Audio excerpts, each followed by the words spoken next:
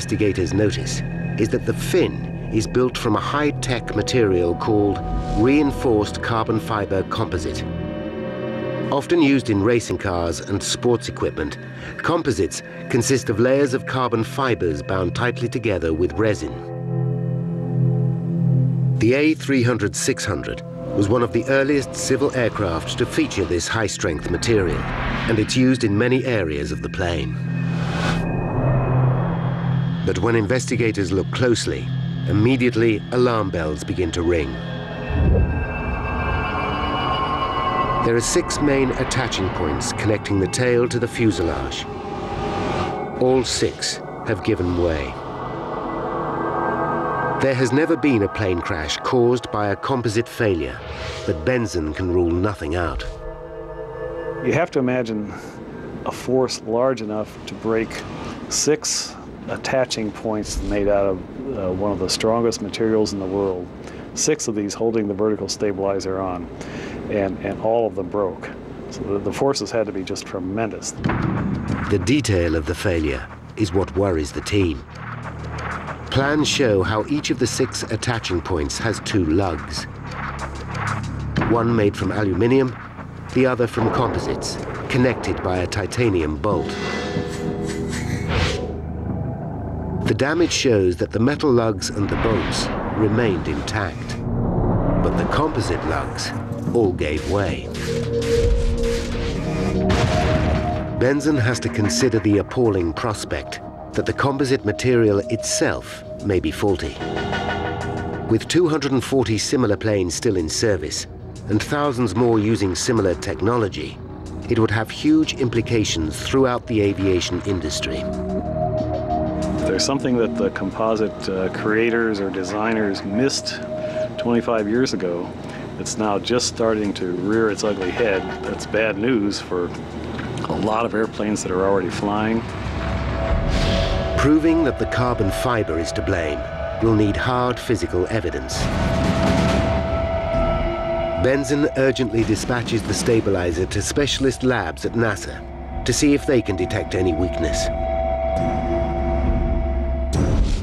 Using scanning electron microscopes, experts check over 3,000 square centimeters of surface, magnifying the material by up to 5,000 times as they search for any imperfection. It's a painstakingly slow process, and the pressure is building on Benson and his team all the time.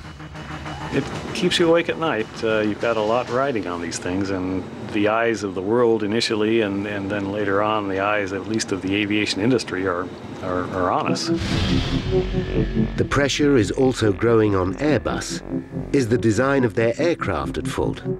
Has there been an error during assembly? They scrutinize every lug, bolt, and fitting on the tail, including the vertical stabilizer, as it is called. After hundreds of hours of work studying Airbus's design and construction methods, NASA and NTSB scientists finally give the plane a clean bill of health. They can find nothing wrong with the aircraft or the materials used to build it.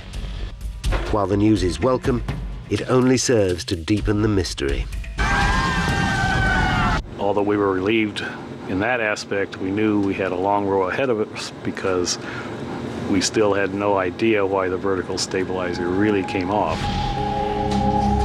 Then, just as the investigation seems to have stalled, comes a vital turning point.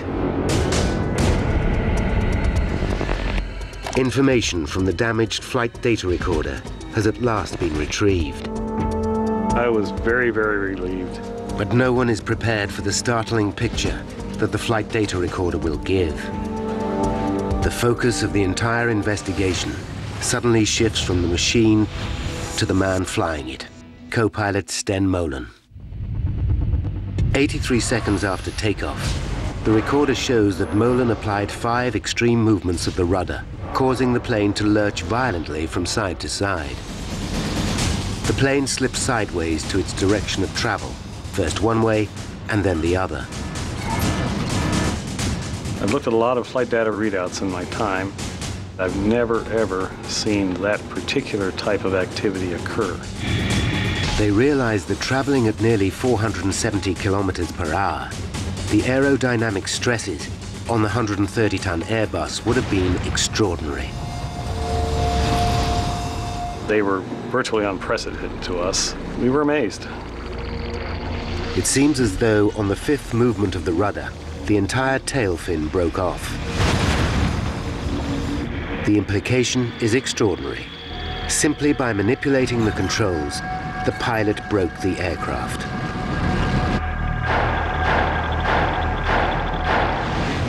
The NTSB is so concerned, they take immediate action.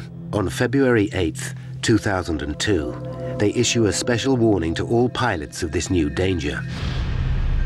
But the board have yet to prove that the tail came off simply due to aerodynamic forces. Many pilots doubt that such a thing is possible. The only way to be sure is to run detailed computer simulations, a process which could take months to perform. If the theory is right, then the idea that a terrorist plot must be behind the tragedy can finally be laid to rest. Benzon now faces a new and disturbing mystery. Why did the pilot act in this way?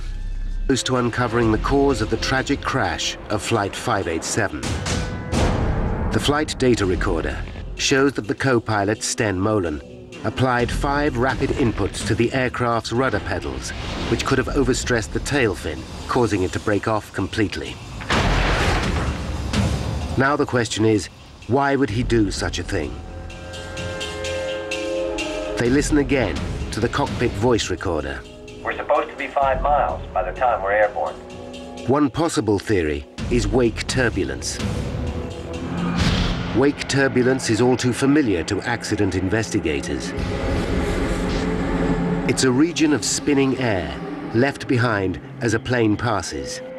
These vortices can sometimes turn a following plane upside down.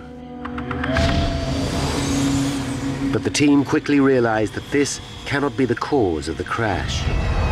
The turbulence was not strong enough to seriously affect a plane the size of the Airbus.